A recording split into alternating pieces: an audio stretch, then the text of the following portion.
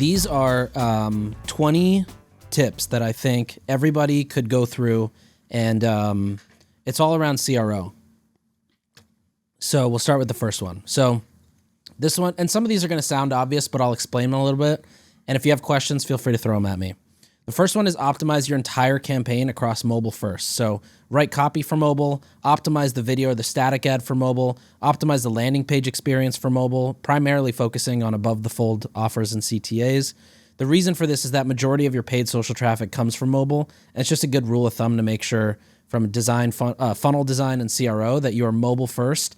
Most people, you know, when we're working and we're thinking through things or trying to find examples of other funnels, we do it all on a desktop computer because we're sitting at our desk. Yes. But we have to be empathetic to those who are actually seeing the ads and clicking the ads. They're coming from a shitty, 4G or 5G, which I think is slower than LTE. They're coming from a shitty 5G iPhone to your site. It's got to load quick. It's got to be mobile optimized. And if you don't have something that captures them kind of like a tentacle, that they can latch to or wrap onto, then you've already lost.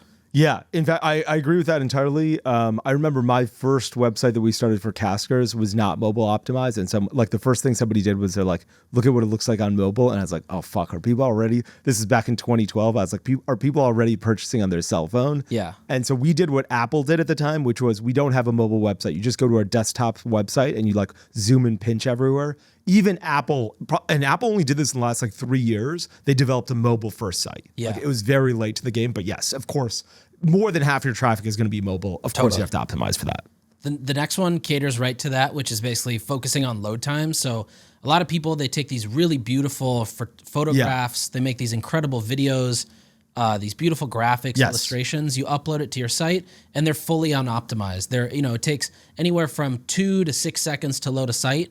And then again, you think about that shitty 5G iPhone coming in, you're talking about 10 to 12 seconds, and you're going to lose somebody almost immediately. Yeah. You do have to make sure that your images aren't massive and taking forever to load.